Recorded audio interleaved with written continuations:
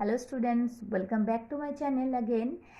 Uh, the today's chapter is An Angel in Disguise, written by T.S. Arthur. We have already finished 5 pages. Now we have to finish the remaining part, that is page number 81. A little bit left. So we have to read from there. And go through the chapter, and if you want to understand totally, then you open your book and take a pencil or pen to highlight the meaning, write the meaning and highlight the words which one is new for you, and understand the total chapter, the remaining part. Jane said the wheelwright with an impressiveness of tone that greatly subdued his wife. Here impressiveness means with strong impression, okay, and subdue means unclear tone. Actually Subdue means here controlled tone, okay.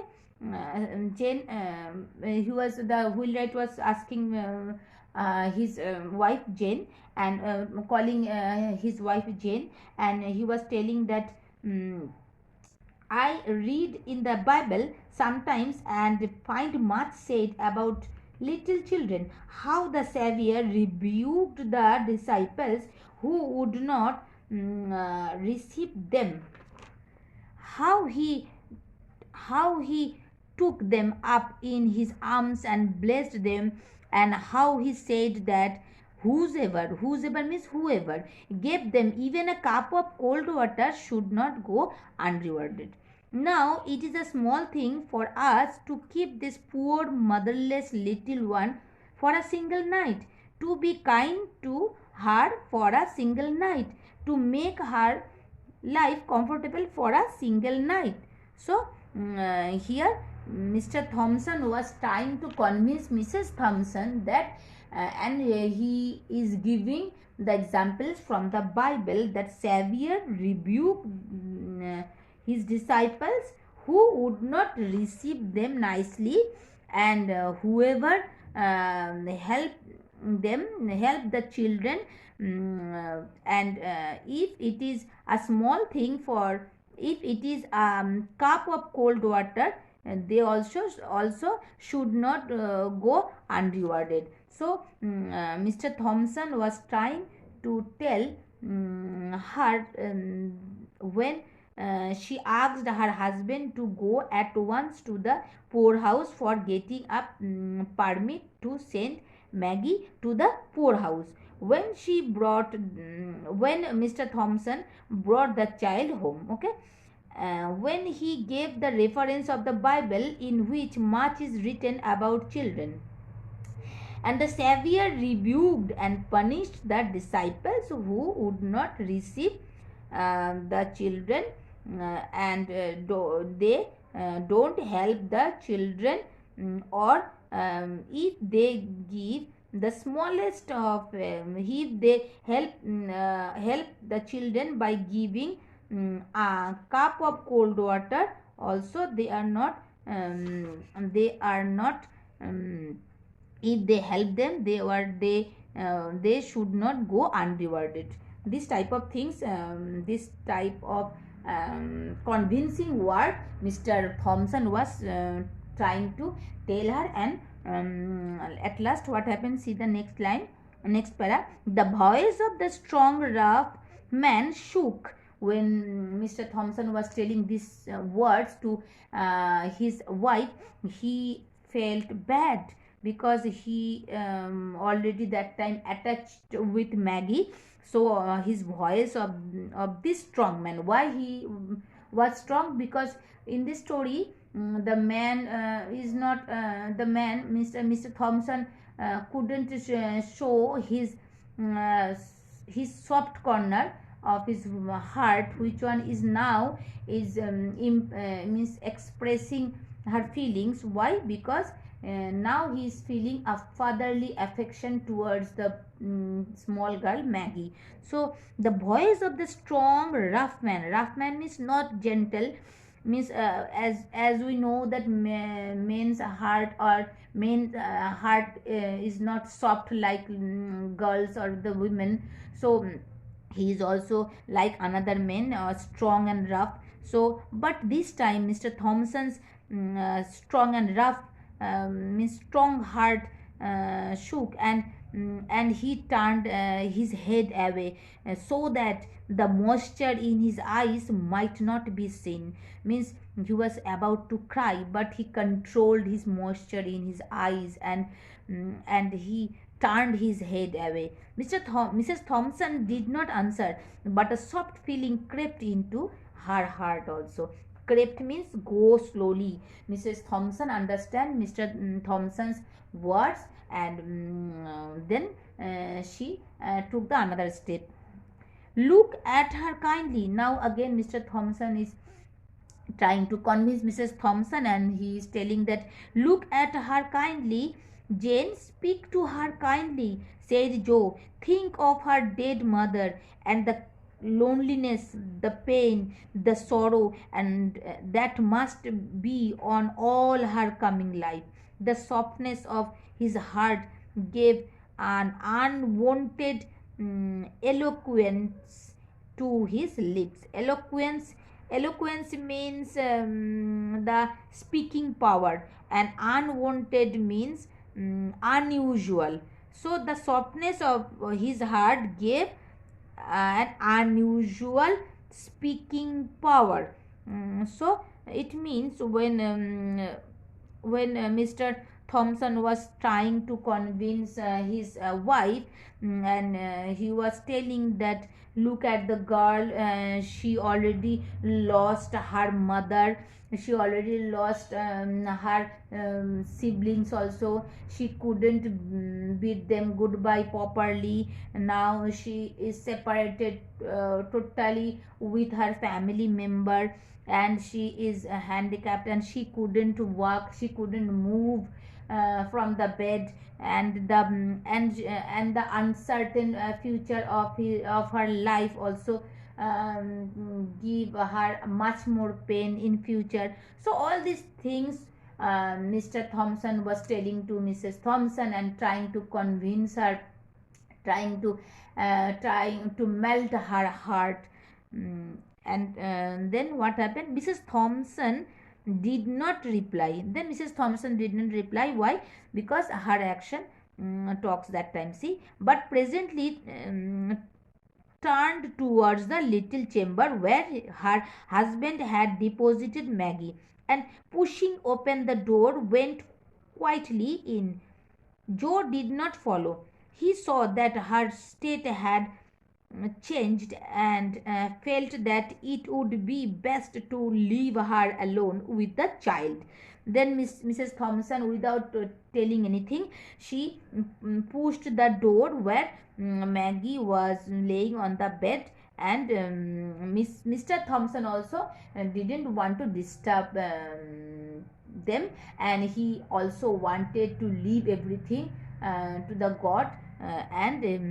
So he went to his shop, which stood near the house, and worked until dusky, means until the evening, means until the dark evening released him from labor. A light shining through the little chamber windows was the first object that attracted Joe's attention on turning towards the house. It was a good omen. Omen means sign. Omen means sign. The path led him by these windows, and when opposite, he could not help pushing to look in.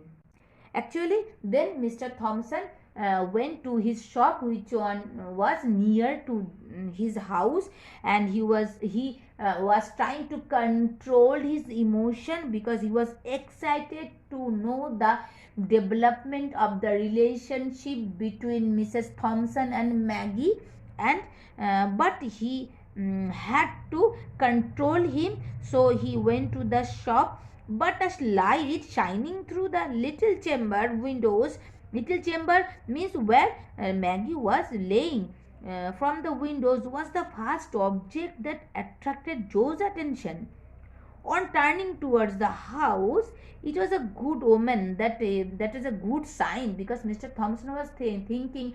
Mr. Thompson had a doubt that Mrs. Thompson would accept Maggie nicely or not, because Mrs. Thompson was not a nice and child loving women. She didn't had any she didn't have any child, so she was ill tempered, and Mr. Thompson had the doubt that whether she accept Maggie or not. And then when he watched that a light shining through the little chamber windows, and was the first object that attracts Joe's attention, and he was happy. He was happy to see that Maggie couldn't get up from the bed and turn on the light. It means it was Mrs. Thompson who switch on the light, and maybe a little bit relationship have developed between them. It was now dark enough outside to screen.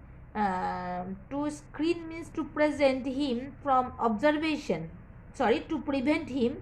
Screen means prevent him from observation. Maggie lay a little raised on the pillow, with the lamp shining full upon her face. Mrs. Thompson was sitting by the bed, talking to the child, but her back was towards the window, so that her countenance means face, was not seen.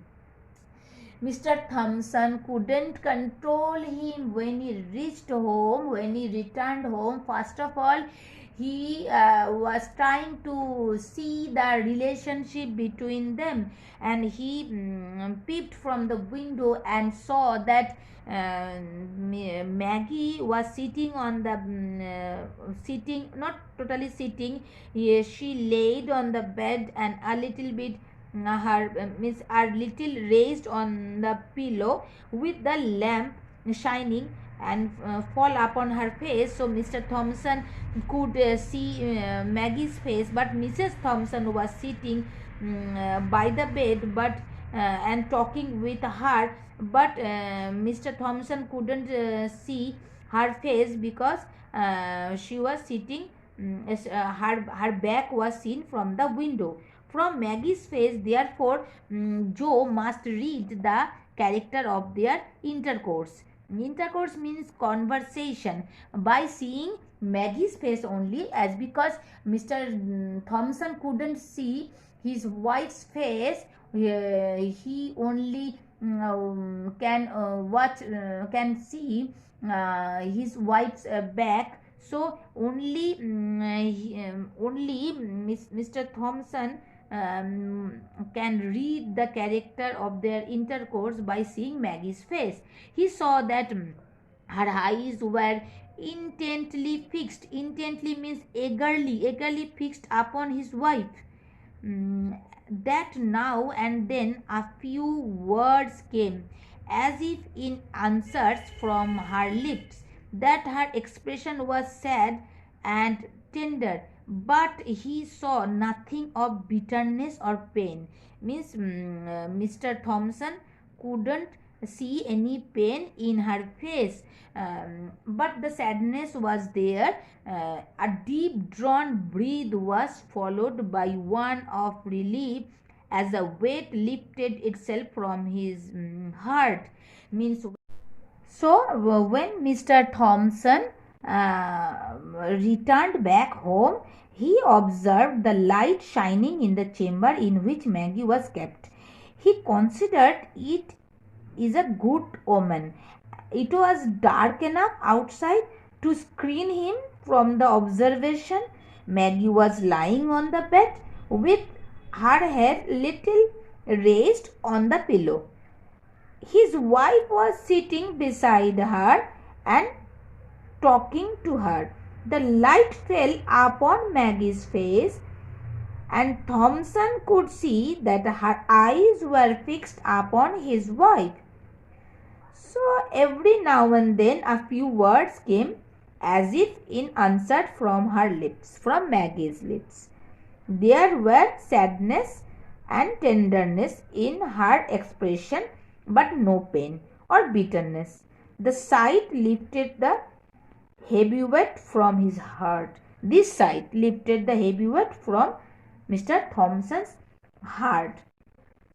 So then what happened? Then he went to then he showed Mrs. Thompson and Maggie that he couldn't watch them, and his heavy tread about the kitchen brought his wife somewhat hurriedly from the room. When he heavy tread means heavy footsteps of Mr. Thompson give the signal to Mrs. Thompson that Mr. Thompson already back home, and she came out hurriedly from Maggie's room, and she had been with Maggie that time, and she couldn't express that one. Joe thought it best not to refer to the child, not to manifest any concern in regard to her. Joe thought that he is a smart and intelligent man, and he thought that now I don't ask anything to my wife about Maggie. Why? Because he wants to give some time to his wife to think about Maggie. And manifest means here reveal any concern. Manifest any concern means reveal or showing any concern in regards Maggie. Okay. Now, how soon will supper be ready? He asked to his wife. Right soon, answered Mrs. Thompson, beginning to bustle about means being busy. There was no asperity in her voice, means there was no harshness in her voice. After washing from his hands and face the dust and soil of work, Joe left the kitchen. Means after washing his hand and face, because he was going to his shop and he washed his hand and face, Joe left the kitchen and went to the little bedroom of whom? Little bedroom of Maggie. A pair of large bright eyes looked up at him from the snowy bed. Snowy bed means the white bed cover, maybe it was white bed. Looked at him tenderly, gratefully, pleadingly. Okay, means Maggie's eyes was telling something, that I am thankful to you, and she felt nice there. She was happy there, and so that eyesight of Maggie was telling everything about the comfort, about the softness, about the relaxation of Maggie, everything. How his heart swelled in his bosom. With what a quicker motion came the heartbeats. Joe sat down, and now, for the first time, examining the thin frame carefully under the lamp light, saw that it was an attractive face and full of childish sweetness, which suffering had not been able to obliterate. Obliterate means destroyed. Actually, Joe saw Maggie properly, and Joe watched that childish and the sweetness of Maggie's face, and can't erase the can't destroy the can't destroy his sweetness and his childish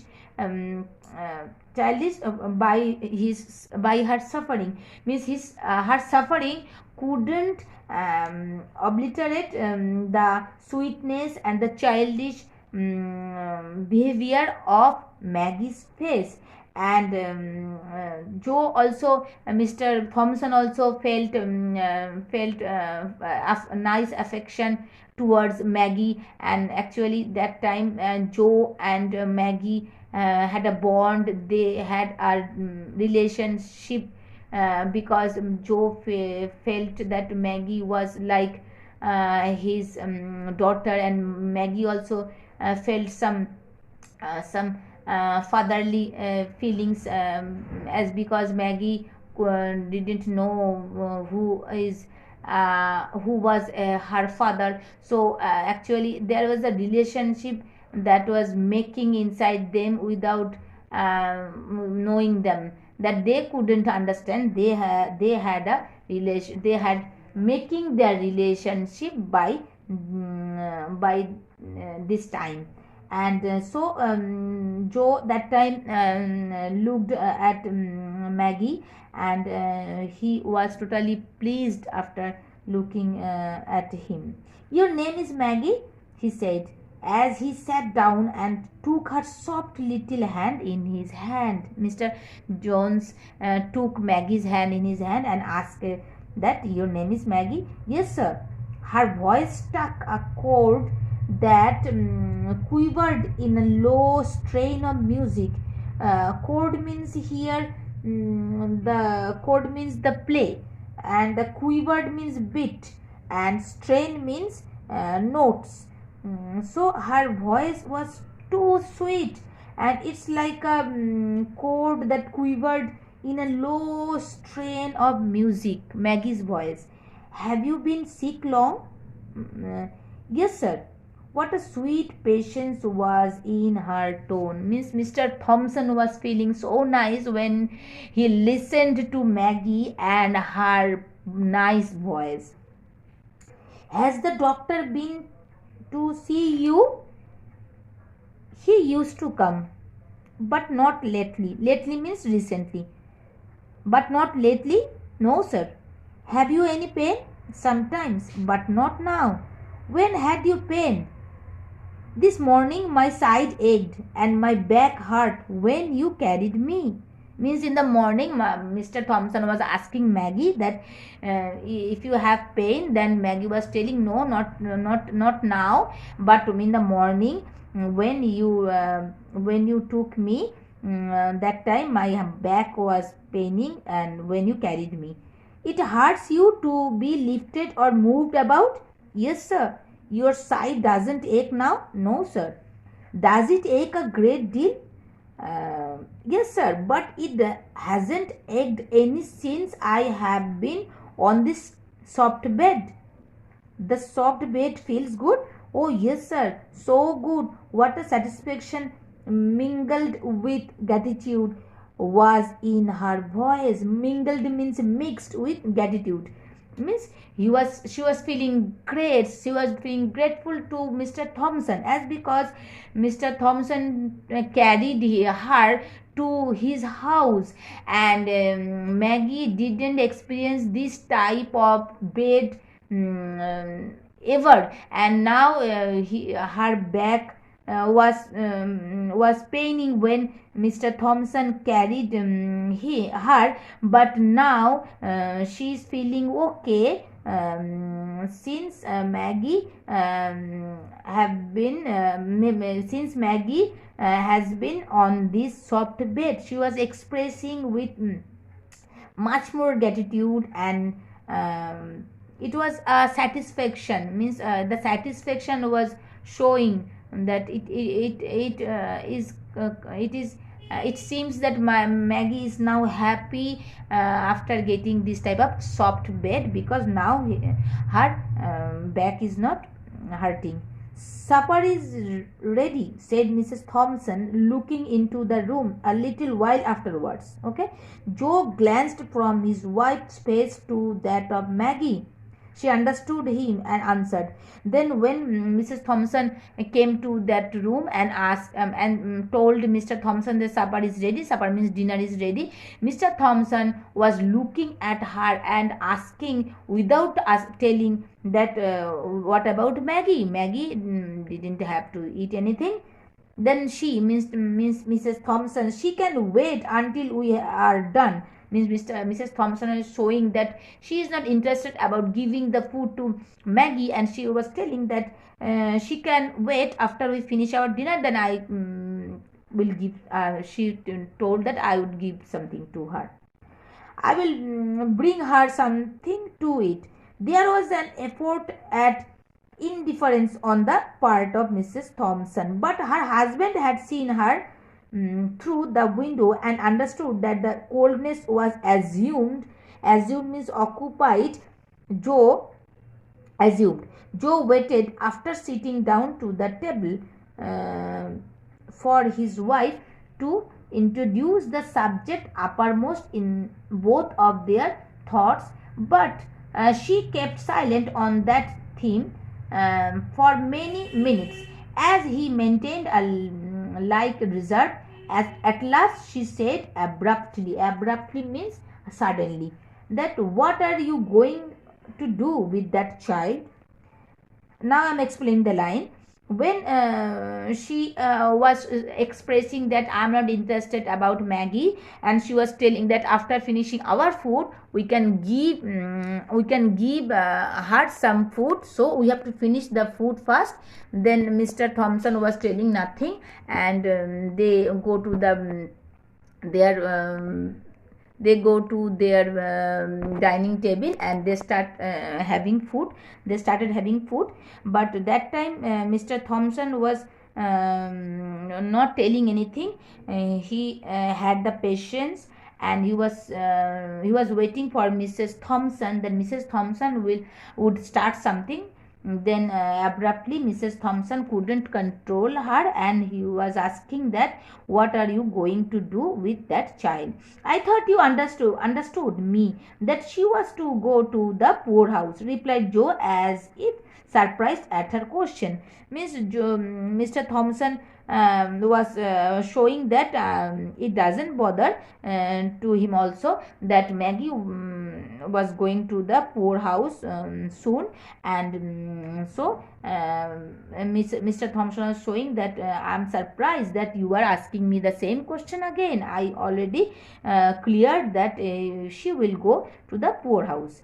Mr. Thompson looked rather strangely at her husband for sonic movement. Sonic means in speed movement, and then dropped her eyes. Mr. Thompson was a little bit shocked, and actually her mind was changing that time, and she looked at her husband for sonic movement, and then she dropped her eyes. The subject was not again referred, means the subject again, no one mentioned the subject again. About which subject? Maggie's subject.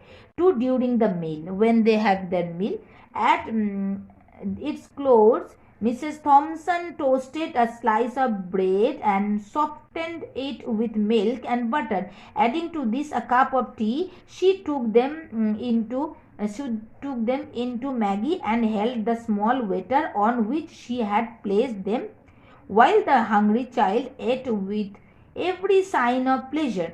Mrs. Thompson, after finishing their dinner, Mrs. Thompson takes some bread and cup of tea, and the bread she softened the bread with bread and butter, with butter and milk, and she took the food to Maggie, and Maggie started eating. And is it good? Asked Mrs. Thompson, seeing with what a keen relish the food was taken. Means keen means eagerly, relish means taste or enjoyment. The food was taken by Maggie, because Maggie couldn't see this food, and this is the first time maybe Maggie had that food. The child paused with the cup in her hand and answered with a look of gratitude that awoke to new life old human feelings, which had been slumbering means sleeping, in her heart for half a score of years. When the Maggie was eating the food, Mrs. Thompson was feeling satisfied. She was thinking that her feelings is coming out. Her feelings, her motherly affection was coming out, which was sleeping for years and years, and she felt so nice when she was watching Maggie, when Maggie was having the food, and Mrs. Thompson was feeling nice.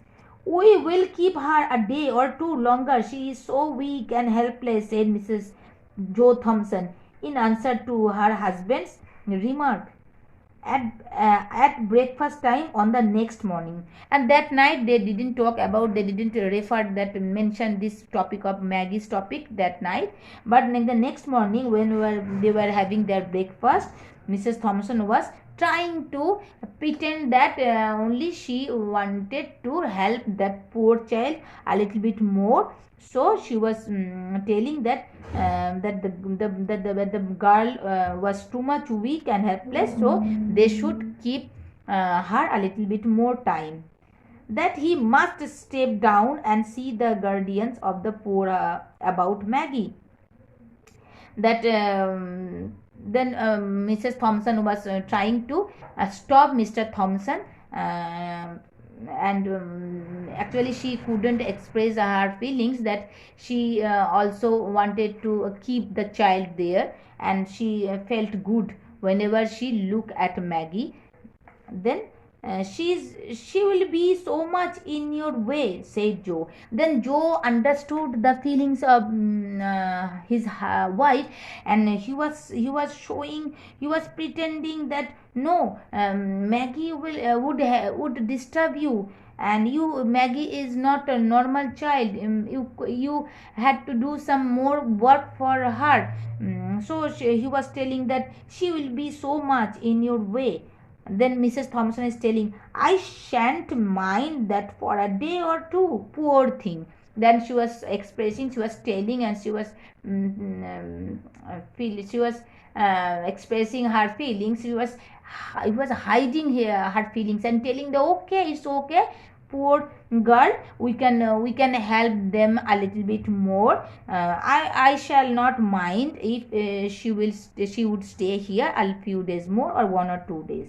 Joe did not see the guardians of the poor on that day, on the next, nor on the day following. In fact, he never saw them at all on Maggie's account.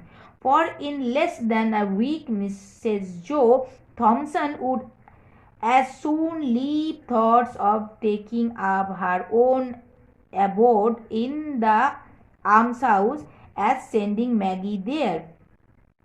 So almshouse, the poor house, and abode means the residence. Means here the poet is telling that after that day, no one mentioned about the poor house where they wanted to send Maggie before. Therefore, they both of them didn't mention that things that they will send Maggie to the poor house, and that they forget, and they actually not forget, they actually wanted to avoid to send Maggie there on.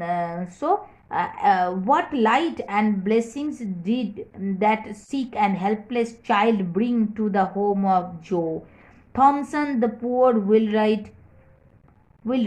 It had been dark and cold and miserable there for a long time, just because his wife had nothing to love and care for out of herself, and so became sore. Sore means angry, irritable, ill-tempered, and self-afflicting. Afflicting means self-suffering in the desolation of a woman's nature.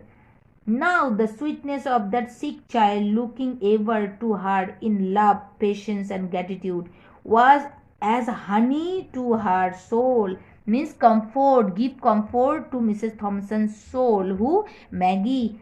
And she carried her in her hearts. Now Mrs. Thompson was carrying her in her heart as well as in her arms. A precious burden. That burden is not a burden, it was a precious burden. When Mr. Thompson carried Maggie from that their house, Maggie's house, that time also Mr. Thompson was thinking that is a precious burden. That time, at the first time when Mr. Thompson carried Maggie from her heart, he was feeling a fatherly affection, and he was feeling that is a not burden, that is a precious burden. This time also when Mrs. Thompson carried her, it seems that she was carrying in her heart as well as in her arms.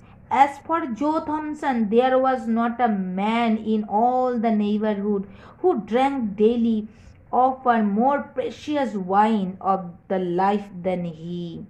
An angel had come into his house, disguised as a sick, helpless, and miserable child, and filled all its dreary chamber with the sunshine of love.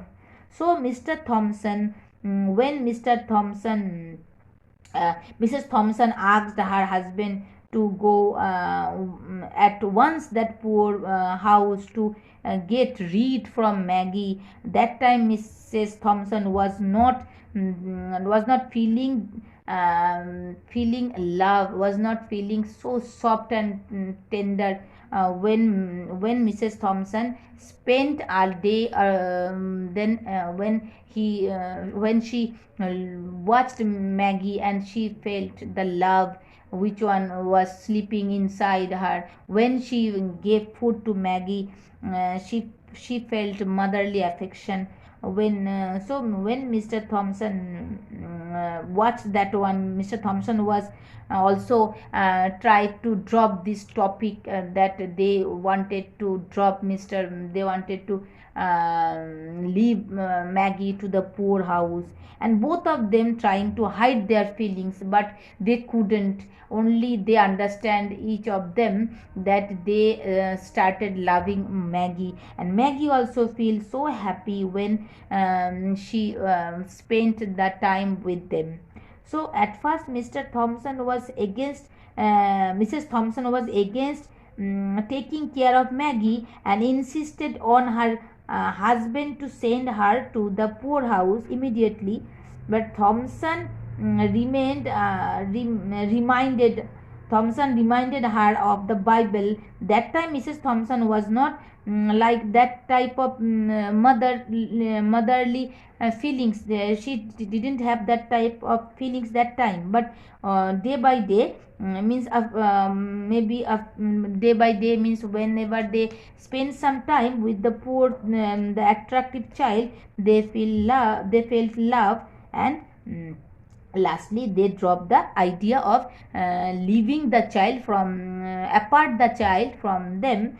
And that sick and helpless child brought to light and happiness to Thompson's house. She was a blessing for them for a long period of time. It had been dark, cold, and miserable. Their life was dark, cold, and miserable because Mrs. Thompson and Mr. Thompson didn't have any child. They don't feel happy. They had everything. They are not so much poor but not rich, but they didn't have anyone to love.